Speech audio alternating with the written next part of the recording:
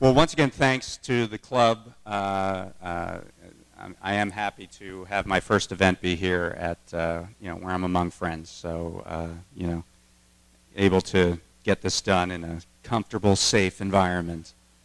The book is called Chain of Title. And, it was interesting hearing Ingrid talk about how, people have to come together, and there's this sort of tumult in our politics that we've seen, this anxiety in our politics, this frustration with an economy that isn't working for everyone. And there are a lot of sort of armchair ideas of why that is, why people are frustrated. It's trade, or it's wages, or it's this, or it's that. I guess my contribution to that is this book, because I think that, the preface sentence, the first sentence in the book, in the preface, is there is a rot at the heart of our democracy. And what I mean by that is there's this nagging question that has sort of held everything up in terms of our politics. And the question is, why did nobody in a high-ranking position on Wall Street go to jail for the conduct that perpetrated the financial crisis? And everyone asks that question, and yet everyone thinks they already know the answer. And they know that the answer is that it was garden variety corruption, that people on Wall Street got together through campaign contributions or through promises of a future job, and they offered this to the officials that were in a position of authority that would have been able to prosecute, and they didn't do it. But people must not be happy with that explanation, because they keep asking it. And I get asked this all the time from people: why did nobody go to jail? Why did nobody go to jail? And it's almost like we don't want to reckon with what that means. We don't want to reckon with the idea that there's a two-tiered system of justice in the country, and that who you are matters more than what you did. And so one of the reasons I wrote this book is to fill in those blanks a little bit. And the truth is that there were alternatives to what we saw, with very limited consequences for the conduct that was perpetrated that created this massive crisis and recession. And it can't be found in the corridors of power necessarily. We've had a lot of financial crisis books, and I know when I pitched this book, one of the things I ran up against is people saying, do you know how many financial crisis books there are already? What could you possibly say that's any different? I believe there is a website that lists all the books of the financial crisis, and I think it's in the 300s. So what would I say possibly that would be any different? Well, most of those narratives are done at what I would call a 10,000-foot level. They look at CEOs of the major banks. They look at the regulators of the top federal agencies. They look at the Treasury Secretary or the President of the United States. What they don't look at, and who they don't focus on, are the people who were most powerfully affected by the aftermath of the financial crisis. And those are homeowners. The statistics are, and it's actually kind of shocking and almost a crime in and of itself that we don't have good statistics on how many people have been foreclosed since the financial crisis. We have to go off of industry guides. There's no federal record of how many foreclosures there have been. But the best estimate is that 6.1 million foreclosures have occurred since September of 2008. And that actually doesn't take in who was foreclosed upon in 2006 and 2007. That comes out to roughly 10 million people in this country who were evicted from their homes. And for all of them, it started really the same way, with a knock at the door. And that knock was by process servers who were giving them their foreclosure papers. And that's where I start the book, with a knock at the door. And Lisa Epstein, who's one of the 3 individuals in South Florida who I follow, as soon as she hears that knock, she says, "I know who it is, it's from the bank, and it's not good news." She knew instantly that that was what happened. And Lisa's story is that she was an oncology nurse. She worked with terminally ill patients. She actually was visiting New York on 9/11, and she volunteered as a nurse in the triage unit in Lower Manhattan. She was a mother, a young mother, had a 2-year-old daughter who actually was born with a form of spina bifida. Her husband, this all takes place, by the way, in South Florida, which is really ground zero for the foreclosure crisis. There were 4 states, Florida, Arizona, California, and Nevada. And those are known as the sand states. And 1/2 of all of the subprime mortgages that were written in 2006 were just in those 4 states. So these were the states that were ground zero for the foreclosure crisis, and particularly Florida, where I believe it was 1 in 22 people had a foreclosure notice at one point. So she was in Florida. She got married. Took a long time to conceive a child. She went through a miscarriage, and after 3 years conceived a child. And she was living in a condo, a very small 1-bedroom condo, 700 square feet, the situation she always wanted. And her husband induced her to move to a big monstrosity house that she hated from the moment she got into it. But she stayed there. And they signed the mortgage. It turned out she had the ability to get a prime mortgage, but her lender put her into a subprime mortgage. She also had to close on it before she could sell the condo that she was in, which she still had payments left on that mortgage. And it was impossible to sell at that time. This was early 2007, once the bubble had already peaked and was going on its slide.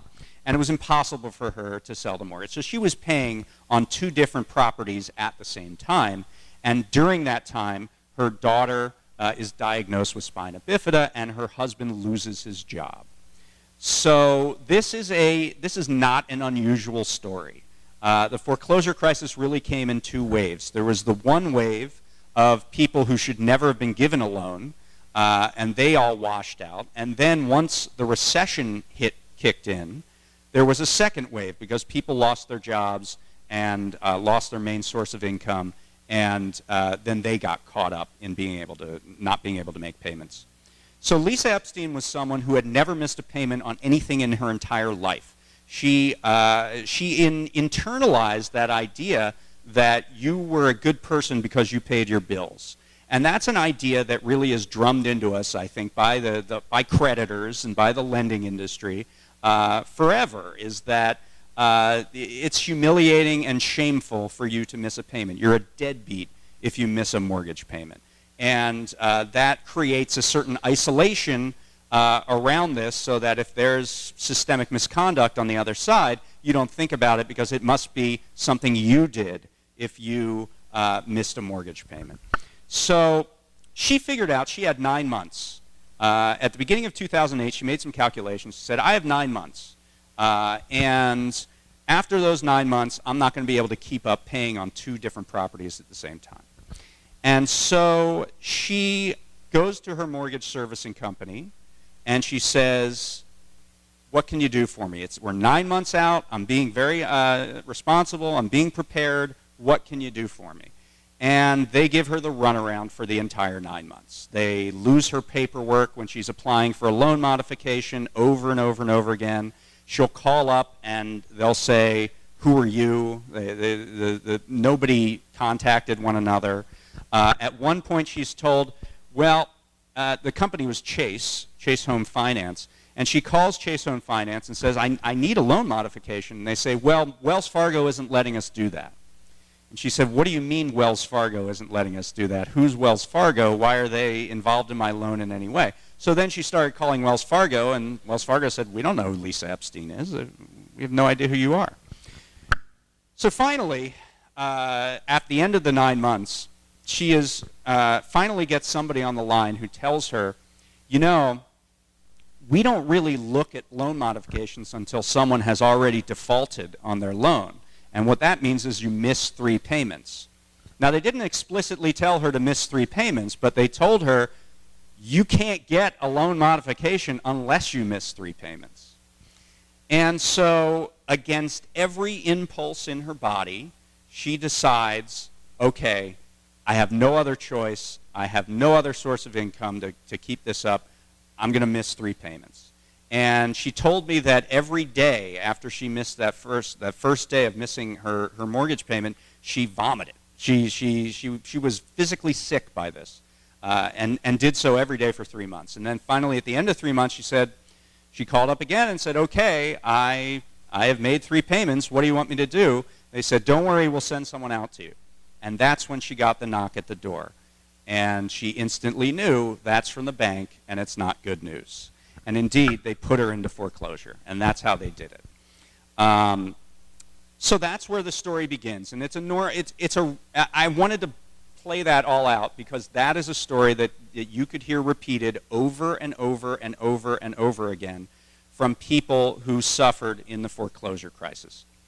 The difference between Lisa Epstein and most other people who are thrust into that situation is that she actually read the mortgage documents that she was handed. And that's a really almost a revolutionary act, because what we know is that 95% of all people who are put into foreclosure don't contest their cases. First of all, they don't have any money. If they had the money to go up against big banks, they would not be in foreclosure to begin with. Second of all, there's this sense of isolation and shame around it, and they feel like it was something they did, and so they have to, go away. And so she read her mortgage documents, and the mortgage document says you are being sued by U.S. Bank, not Chase Finance, not Wells Fargo, U.S. Bank.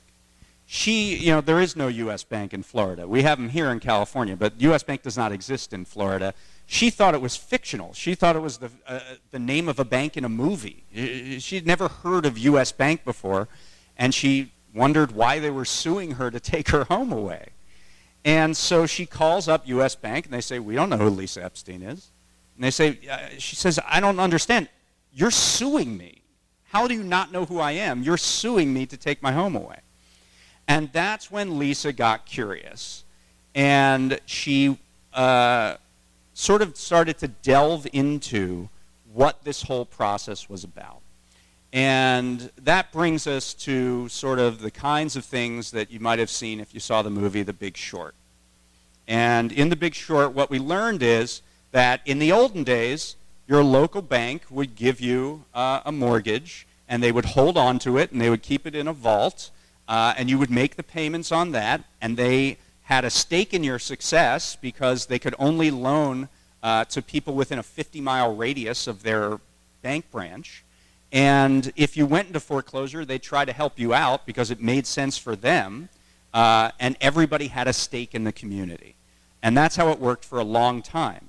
And then Wall Street figured out that this is the largest consumer market in the world. The U.S. residential housing market is the largest consumer market in the world.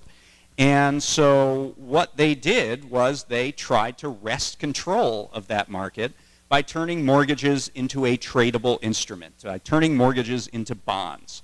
And so that's what we saw during the financial crisis. And I go into a lot of steps of how they managed to get that to happen, but it's a story you might have heard before. So suffice to say that now how it works, or how it worked during the housing bubble at least, is that your mortgage company gave you a loan, and they immediately sold it to an investment bank on Wall Street, and that investment bank then traded it a few other times for various reasons, and they finally traded it to what they call a trustee, who would, and all, that trustee would get thousands of these loans, and out of those loans, they would create a mortgage-backed security.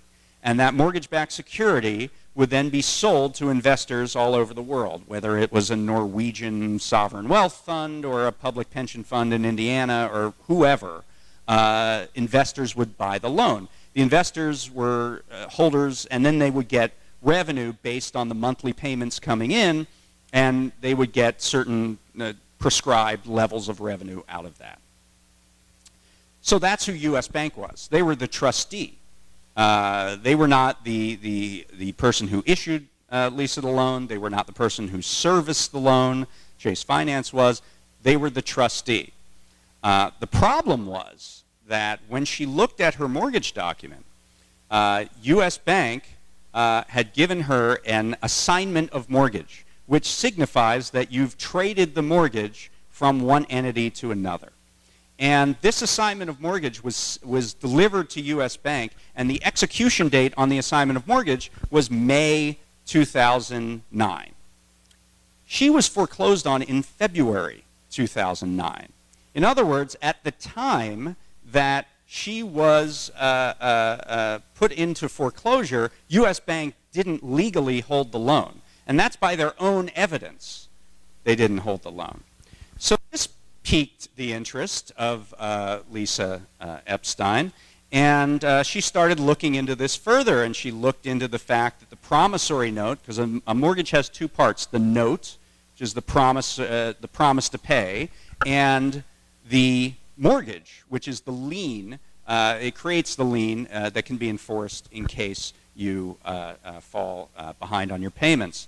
So the note actually wasn't endorsed to U.S. Bank at all. The note was endorsed specifically to J.P. Morgan Chase, which was not Chase Home Finance. That was not, they were the servicer. J.P. Morgan Chase was the investment bank that put this all together. So there was all these irregularities in the mortgage documents. And Lisa used that not just to work on her own case, which she did as a pro se litigant. She did not retain an attorney, at least for the first year of this. She did this on her own because she couldn't pay for an attorney. But she didn't only look into that. She got fairly obsessed with wanting to figure out what was going on, that all of these documents seemed phony in her own case. And she visited websites and downloaded these large securitization agreements and read up and realized then that she could go into the public records of her county courthouse and look up these documents there and watch court cases and do all this stuff. She went to the Palm Beach County Courthouse so often that she started to get mail there. That other people that she would meet that would talk to her about their foreclosure cases would send mail to the county courthouse care of Lisa Epstein. So she got fairly obsessed. And what she learned was that in the process of securitization, which is what I described when all these loans are bundled up and sold into mortgages all over the country, there were very specific steps that were supposed to be taken in order to transfer ownership from one entity to another. It's maintaining, indeed, the chain of title on the loan. And none of that was ever done, basically, in the subprime loans of the housing bubble. That was not undertaken. And it led to, and first of all, it couldn't have been undertaken because it would have been so costly and time-consuming to do multiple transfers on multiple loans, to physically do the wet ink signatures, store the documents with a custodian, pay the recording office, because we have county recording offices since 1636 in this country that manages property records, usually at the county level. And to do all that would have been too much money. And it would have been too inconvenient for the banks to undertake. So they decided not to do it. And the problem came when they decided that they needed to foreclose on people because people were defaulting at a mass scale. So what do you do at that point? How do you rectify this situation? Well, if the mortgages aren't conveyed to the trust before the trust closing date, which is usually 90 days, then they are void. That transaction did not happen. It did not exist. Those mortgage-backed securities are non-mortgage-backed securities. They are nothing-backed securities. And so what did they do to try to rectify this situation? Well, they mocked up the documents at a mass scale. They hired third parties, or they did it themselves, or their law firms did it, or their mortgage servicing companies did it, and they hired them to create assignments to give the impression in a court of law that they actually held legal title on the loan, which they did not.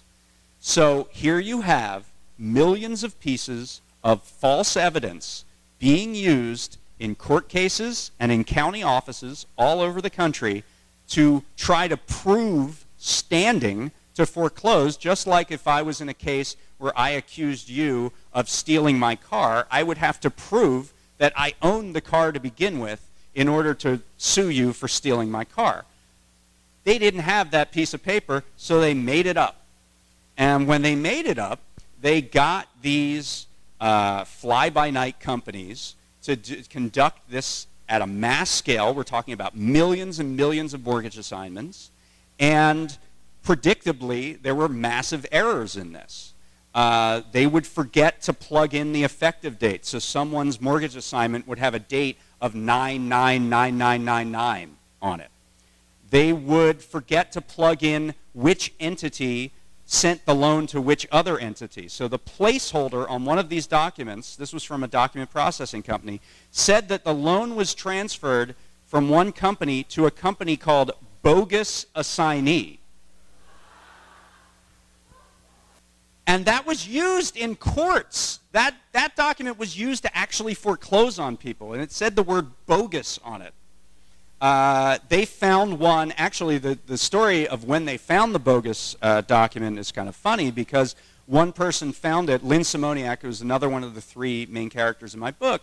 She finds this document, she couldn't believe it, so she puts it on a giant poster board, and she goes to this off-site meeting. One of the things that Lisa and her compatriots did was they held foreclosure fraud happy hours down in West Palm Beach. And they invited Lynn to speak at one of them. And so Lynn comes in with this big poster board, and she puts it up, and it says Bogus Assignee right on the document. It's a big blown-up copy. And Michael Redman, who's another person that we'll meet, he's another one of the three ordinary Americans that I refer to here. He looks at the document, and he says, "There's no way that's true. I think this lady is a kook. There is no way that there's a bogus document running around out there." And so he confronts Lynn about this, and this is the first time he's met her. He confronts her about this. Like, there's no way that's a real document. She goes, "Well, you can look it up." And he has his laptop out, and there's what they call a book and page number on the document, so you can correspond that and look it up in the public records in Florida. So he pulls out his laptop, and he looks it up, and sure enough, that's a real document. And a day later, someone else who was at that meeting says, "I found another one." And in their experience, once you find two, there are thousands. And so they spend an entire weekend combing through public records of every state in the country that they could get public records for. And they found, I believe it was 50 or 60 bogus documents that were put into the public records all over the country, including at least one in every state they looked at. So this was the scheme. And Lisa is really energized about it and wants to expose this. And she runs into this guy, Michael Redman. And where she runs into him is actually in the comment section of a website called Living Lies, which was one of the first websites to really write about this scandal in very distinctive form. And a lot of people who were interested in this congregated there. And so she meets Michael at Living Lies. They get to talking. Living Lies has a conference in Clearwater, Florida. Michael Redman in his case, he found that his loan was with Washington Mutual, and it had been sold to Freddie Mac, the giant mortgage giant. And what he found is when he was foreclosed upon for a different circumstance, the signing officers were assigning the mortgage to themselves because they were set as the vice presidents of Freddie Mac signing to J.P. Morgan Chase, but they were employees of J.P. Morgan Chase. So they were assigning this mortgage to themselves. So that was his case. He got expert in the public records. Again, obsessively looking through these things. Lisa told me she slept 3 hours a night for 3 years while she was looking for this. And so he got expert on it. He wrote a guide to looking up fraud in public documents. It became very popular. It went viral. He gets an invitation to speak at this conference. And that's where he meets Lisa in real life for the first time. They realize they live an hour away from each other. And they go to dinner together, and they make a pact. And the pact is that we're going to root this out and expose this to the nation. And we're just only going to work on this for as long as it takes for that to get done. And Lisa says that's exactly what I want to do too. So they head down that road, and I follow them in real time as they try to expose this scandal. And they do it in a variety of ways.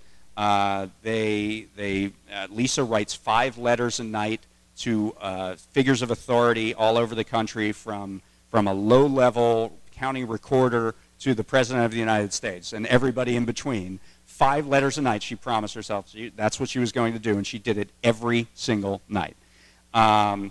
They figured out a sort of a quirky thing in the Florida court system where a non-lawyer, an interested person, could get a foreclosure case out of the court system if it hadn't been acted upon, if it was a dead case, if it hadn't been acted upon in a certain number of months.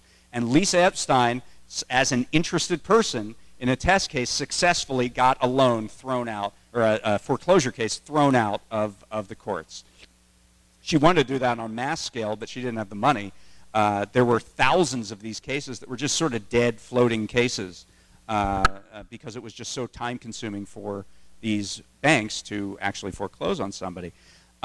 They started their own blogs. Lisa's was called Foreclosure Hamlet. Michael's was called foreclosurefraud.org. Then they met Lynn Simoniak, who also had her own blog.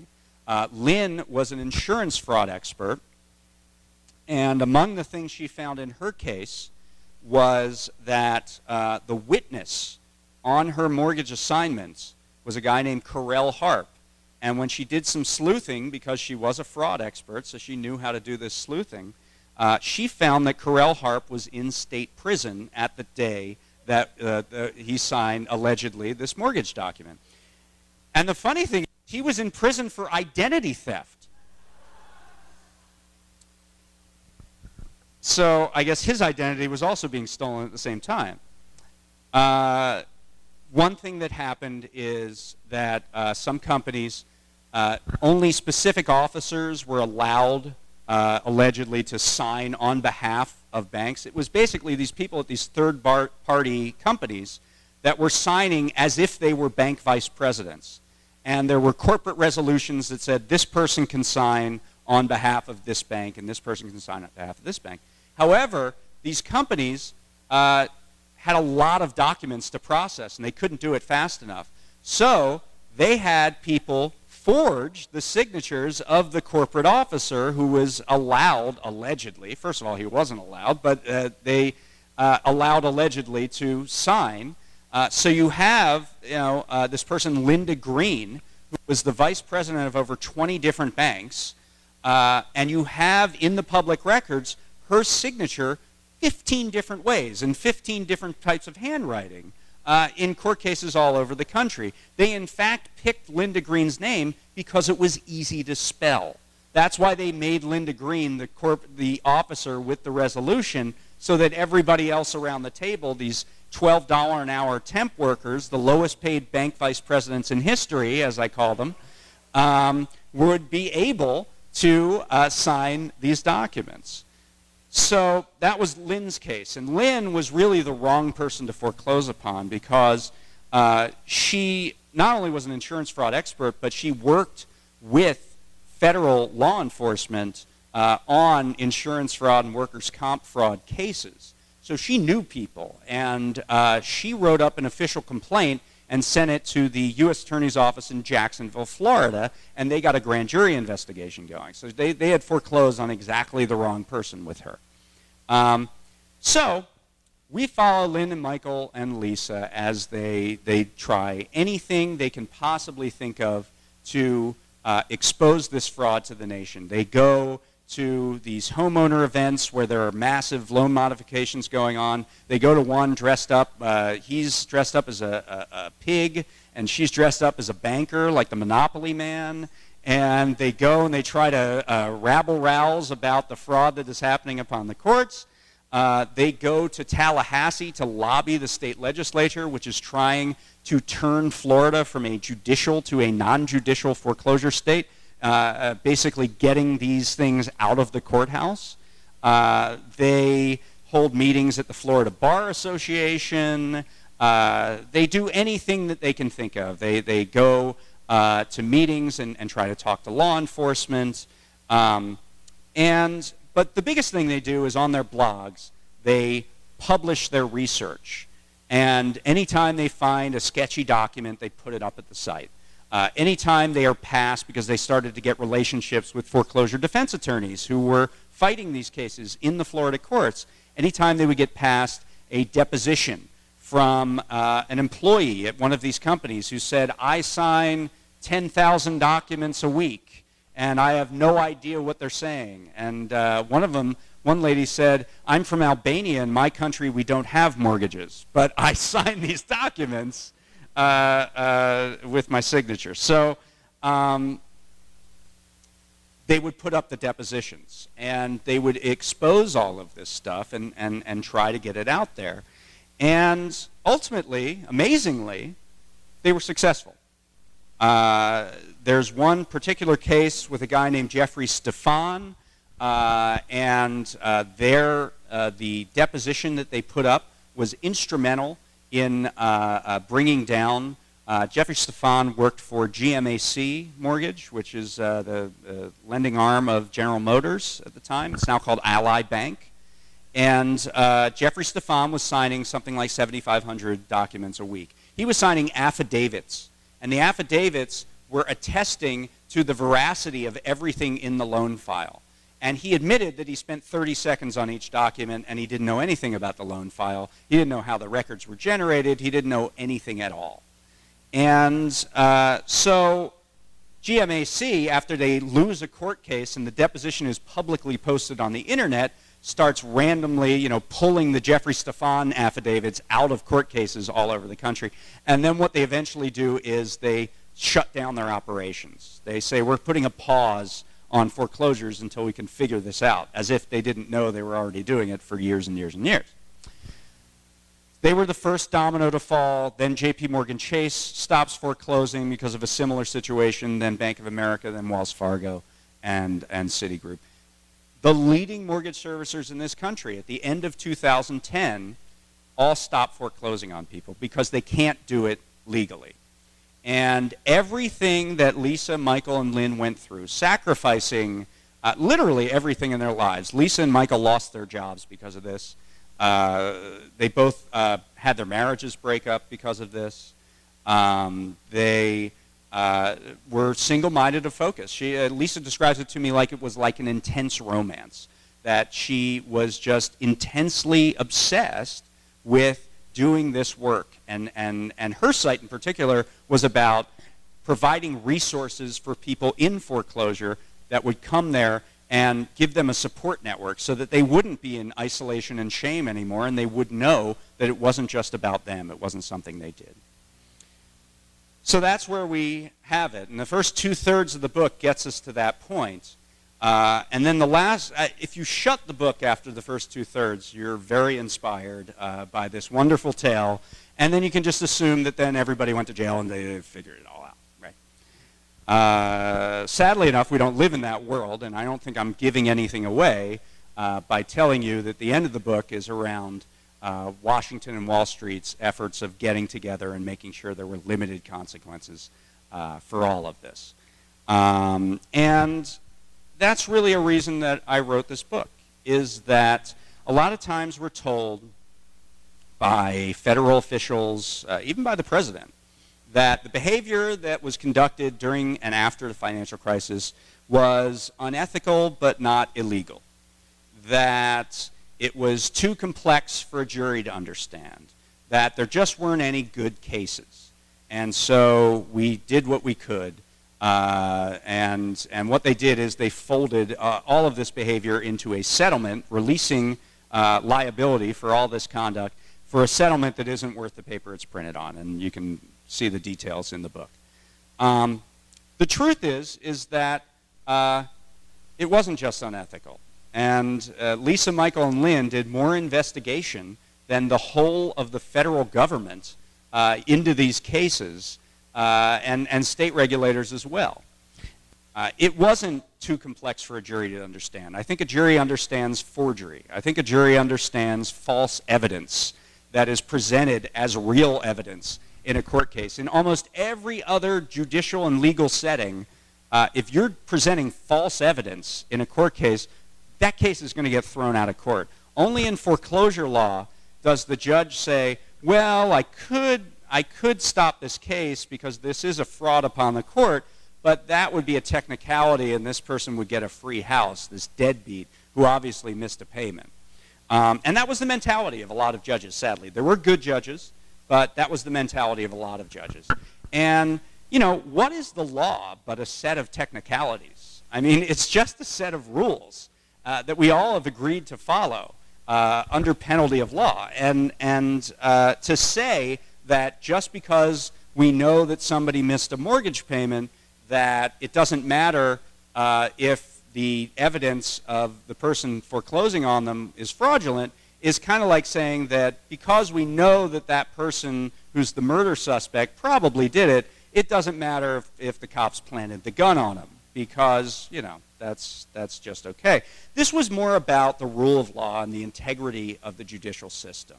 And it was about if evidence in a courtroom can be faked, and that can be used to take somebody's home away, then nobody is safe.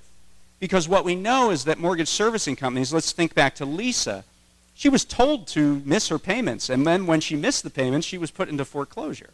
So if that can happen on a grand scale, and in fact what we learn is that mortgage servicing companies have incentives in their compensation model to put people into foreclosure, that they have incentives through the creation of fees, which is their main variable source of income, is late fees and delinquency fees and default fees and things like that, and inspection fees after someone goes into default. That's their main source of profit. That's their profit margin. And they had an incentive, and they did create a lot of servicer-driven defaults. So if you combine servicer-driven defaults, where people who never missed a mortgage payment were going into foreclosure, with the fact that the evidence was fake and nobody really knew who owned the loans, and you had situations where people who paid cash for a house were given foreclosure notices. People were getting foreclosure notices from two different companies who claimed to have a true and correct copy of the note in the case. So that creates just an absolute chaos, and it's a rupture in the very fundamental system that we have in this country of the property records law, which dates back 150 years before the Constitution. I mean, the first property records law was in 1636. It dates back to the Statute of Frauds in England, that everyone who is making a transfer, we have to have wet ink signatures, official signatures, the real documents, and they need to be public so everyone knows and has the confidence that when they're buying a property that nobody else has a claim on it but the person who sold it to them. And if that breaks down, society breaks down in some way. There's a Peruvian economist named Hernando de Soto that says that property law and property records, good property records, is what separates developed countries from undeveloped countries. That if you can't be sure that when you buy a property that you know who actually owned that property, that's what banana republics are like. So that was really at the center of this. And why I wrote the book is that people should know that there was an alternative here, that we could have gone up the chain with these millions of pieces of documentary evidence to implicate every major bank official, every major executive on Wall Street. And we could have used that as leverage to create a solution that would have been reasonable for millions of people to stay in their homes. In the end, what we did is we created a settlement that gave people who were wrongfully foreclosed on $1,500, like not even the cost of 2 months' rent. And they were, the companies that agreed to this settlement were supposed to provide principal reductions to keep people who are currently in their homes in their homes. And the truth is that they got credit for a whole lot of things in that settlement. It wasn't just principal reductions. They got credit for bulldozing homes. They got credit for donating homes to charity. They got credit for something called short sales, which is when you allow the person to, the homeowner, to sell the home for less than what they owe on the mortgage, and then the bank forgives them from having to make up the difference personally, which is fine, and it helps the individual in some manner, but it results in you losing the home. So in fact, there were more transactions out of this national mortgage settlement that resulted in the homeowner losing the home than in getting principal reductions to save the home. And that's what we ended up with, but we didn't have to end up that way. We didn't have to end up with no prosecutions. There was actually one prosecution, that Jacksonville FBI and grand jury investigation that I talked about. That was a serious investigation. There were dozens of agents. They did hundreds of interviews and subpoenas. They were stonewalled by the Justice Department into going as far as they could have gone in that case. And instead of going up the chain, they indicted and convicted one person. And her name was Lorraine Brown. She was the CEO of a company called DocX. That was one of these third-party document processing companies that physically mocked up the loans.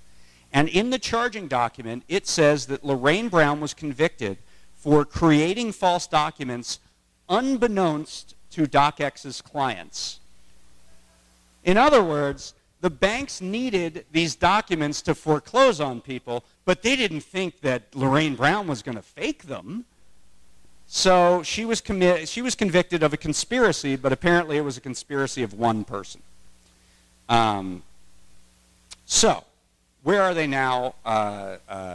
Lisa and Michael decided to start working at the local level. They were kind of shattered by the lack of accountability that went into this. They pulled back. You'll read about all that in the book. They work now, well, they did at the time of the book, they worked at the local level with a foreclosure defense attorney working on cases and trying to help one homeowner at a time. Lynn filed her own case, ended up getting folded into the national mortgage settlement, and she won $95 million on behalf of the federal government and was entitled under the whistleblower laws to $18 million of that for herself. So she ended up paying off her mortgage that was delinquent. She finally got that done. And they sent her what is called a release of mortgage. And a release of mortgage is sort of an indication that you have finished your commitment and you're released from the lien of the mortgage. And she looked down at the document and was signed by someone named Letitia Arias. And she knew Letitia Arias because Letitia Arias was a known robo-signer who signed documents all over the place that she had seen that were fraudulent all the time. So that may be a good place to stop, and I'm happy to take any and all of your questions about this and anything you might have that you want to ask me. So I'll start with Tracy back there. Oh, hold on, because I think we're going to have to get a microphone. Is this one on? Yeah, there's another cordless right here. Is this on? Okay. Well, thank you for letting me speak to you, by the way. I appreciate it. Hello. Okay. That was fascinating. Fascinating. My question is that one woman who was charged, who knew the truth, why didn't she name names? Or she couldn't make it stick? She first denied that she had done anything wrong to the FBI. So she lied to the FBI, and that really is what caused her the most trouble. LPS, which was the parent company of DocX, agreed to cooperate in the case, and that kind of ended the chain right there. And even if they had her commitment, I don't think it would have mattered very much, because it was very clear from the documents I've seen and from the people I've talked to that Washington wasn't interested in doing any further investigation or prosecution in this case. And one reason is because if they would have prosecuted, it was a systemic practice, so they would have had to prosecute everybody. And they just weren't willing to do that. And they weren't willing to do it. So that's what happened. Glenda, sure. How did you select the three people that you write about? Right. So there's a scene in the book where Lisa and Michael and Lynn are invited to come to Washington to talk with other activists and writers and people working on this issue to try to figure out next steps. This was right after it was all exposed. That was in November of 2010, and I was at that meeting. And I met them at that meeting, and they became sources of mine, and they were just the best sources out there in terms of what was really happening on the ground. They had the most knowledge and experience in terms of what was really going on in these documents. They provided hundreds of examples to me, and I got interested. First, I used them as sources as I reported this out in real time, and then I got interested in their personal stories, which were more interesting than anything else, actually. This is a book that has some technical stuff in it, but it's really a book about people. And it's a book about these three people and what they sacrificed, what they went through, how they got this thing to the brink of bringing Wall Street to their knees, and why it turned around and nothing ended up happening. So I thought that they were emblematic. I could have picked other people. There were a lot of people that were involved in this. And a lot of them are in the book, from defense attorneys to this insane guy named Nye Laval, who was fighting this in the 1980s, actually. That's how far back this goes. There are a lot of people I could have focused on, but Lisa, Michael, and Lynn and their story, I thought, was the perfect story to follow you through this narrative and tell the story of the financial crisis from a different perspective than we've seen. Yeah, well, I wanted to write about them. I mean, once I knew this story, I did want to write about foreclosure fraud, but I knew that I wanted to bring it through the eyes of homeowners, and they were the perfect subjects. Gotcha. Yeah, Michelle. So I'd love for you to explain to everyone the joy that we had of Attorney General Eric Holder. So Eric Holder, he was from a white shoe law firm called Covington and Burling. He was a partner there. They represent major financial institutions. He got into, in fact, Covington and Burling created the legal underpinning for this system called MERS. And MERS was a tactic that was used by the banks to not transfer loans. I could get into the technicalities of MERS. It's kind of a long story. It's in the book. MERS, basically, they privatized the public record system of this country. It's a long story short. And Covington & Burling created the documents that legalized that, or allegedly legalized that. So Holder, even when he was in office, said there's a problem with companies that might be too big to jail, and that there would be collateral consequences if we brought down these companies, which says nothing about the individuals who actually committed the crimes, who authorized the crimes. You could bring them down without bringing down a bank. But the interesting thing about Eric Holder at the end of the story is that when he left the Attorney General's office, he went back to be a partner at Covington & Burling.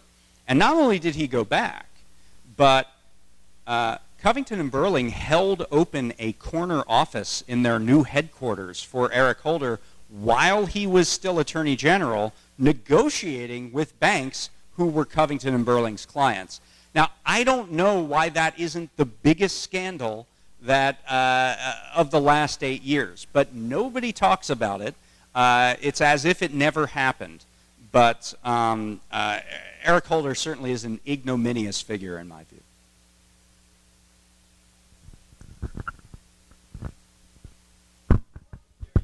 So Dave, I just want to tell you, when you started to tell your story, it almost sounded exactly what my girlfriend went through. And it was like, oh my God, oh my God, oh my God, that happened, the same thing happened to her. Only she kept fighting the, oh, you need to miss 3 payments, and she absolutely refused. It took her probably 1.5 years, and she just kept going back to BFA, and she finally actually got a loan modification. But she would tell me about this. We talked about this almost every day, and it was unbelievable. And she finally won, and she kept her house, hallelujah. But it could have gone the other way as well. The other observation I want to make about Kamala Harris, I know that she got millions more in settlement when finally money was distributed, and she refused to take what the other states were going to take, and she took, I don't know if anybody knows this, she refused and would demand a huger amount, and I don't remember what it was, but she helped the homeowners here in California. Right. First of all, I hear stories like that all the time, as you might well imagine. It really does, and you know this if you've talked to her for 1.5 years, it's a real weight on people. It's the idea that you could be evicted at any time, the idea that you could be thrown out on the street and have to find a place to stay, place for all your belongings. Foreclosures are positively correlated with suicides. They're positively correlated with health problems. They're positively correlated with mental depression and things like that. There are, sadly enough, cases in here of people taking their own life because they didn't want to give up their house. And so, you know, this was something that needed to be focused on from the get-go. And this is something that really needed to be a top priority of this White House. And they showed that they weren't prepared to do it. You know, they created a mortgage modification program that was used as a predatory lending program by the banks, and they did not live up to those promises. And I don't think a history of the Obama administration, for all the good he's done, I don't think that the full history can be written without writing this story. As far as Harris, Harris did hold out initially on the national mortgage settlement. She ultimately signed on it, but she did get 2 things that was more than what other states got. One was she got proportionally more money for the state. Now, as I kind of went into, that money looks good as a headline number, but there's a little bit less than advertised, particularly on short sales, which were very big here in California, actually. So that's a slightly misleading claim. But the other thing she did that was actually very good was she got, the national settlement had one oversight monitor. But Kamala Harris got a specific oversight monitor for California. And her name was Catherine Porter. She's a law professor at the University of Cal Irvine. And she is fantastic. And she ended up intervening in a lot of these cases where mortgage companies were giving homeowners the runaround. And she would get involved in those cases and get better outcomes for people. So if Harris did nothing else, the fact that she got Catherine Porter to monitor this thing made it a better settlement in California, relatively speaking. I still find it inadequate, but it was better than it could have been. Yes, thank you for this. I'd like to, first of all, make one comment and then put it in a larger picture. I did see a televised hearing with Elizabeth Warren talking to some of these people, and I don't remember, it was one of his he didn't even come, Eric Holder, and you could see the rage underneath the manner. But the story you've told really terrifies me because I'm an historian, and I do believe that this country has never been in such crisis since the Civil War. And we all know about the reasons for people being very upset about losing their jobs and pensions and so forth, and the crisis of the working class whites whose life expectancy has tumbled. But I think you've pointed out that there's a deeper malaise. Nobody trusts the institutions anymore. Right. And for me, this is terrifying. As an historian, whenever people give up the trust of the institutions, we could collapse into a Hobbesian, war of all against all. I'm really scared. I don't want to scare people too much, but I think we should all be sort of scared. I applaud your comment because I think that you've pinpointed it, that it is the loss of faith in institutions. Chris Hayes, who writes for MSNBC, wrote a book called Twilight of the Elites. And he writes about how this failure of institutions, whether it was about the Iraq War or whether it was about the particular bank scandal or whether it was about something as simple as steroids in baseball, there is a loss of faith in core institutions in this country, and I think that informs what's going on in our politics more than lost jobs or lost wages or things like that. You mentioned Warren, and I'll mention that Elizabeth Warren shows up in the book 2 times. At the time of the book, and the book is most of the stuff takes place in 2009, 2010. That was the time when Elizabeth Warren was hired by the White House to stand up the Consumer Financial Protection Bureau. She was an assistant to the president. And right when she did that is when the robo-signing scandal broke and all this chaos happened and the foreclosures stopped. So that's when she came into the White House. 2 ways that she shows up. Number one, there's a meeting in the Roosevelt Room that I heard about that I think is the first time this has been reported in this book. There's this meeting in the White House, and it's about robo-signing. And Barack Obama, it's a presidential level meeting, and he goes to his economic advisor, which at the time was Larry Summers, and says, what do you think about this robo-signing thing? What is the problem here? And Larry Summers says, well, it's bad, but it's not an existential problem. It's not a systemic risk. It's not.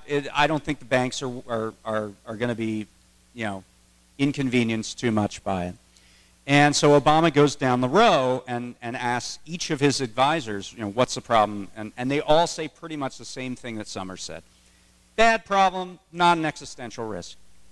Then Obama turns to someone he personally invited to the meeting who Summers didn't. And Summers set up this meeting. But he invited Elizabeth Warren. And so he says, you in the back, Elizabeth Warren, what do you think about this? And she says, oh no, this is an existential crisis. And here's the reasons why. And she basically goes on a 5-minute speech saying a lot of what I just said. About the integrity of the court system and the rule of law. And that was the last presidential level meeting that Elizabeth Warren ever attended. Larry Summers pretty much made sure she didn't come to the meetings after that.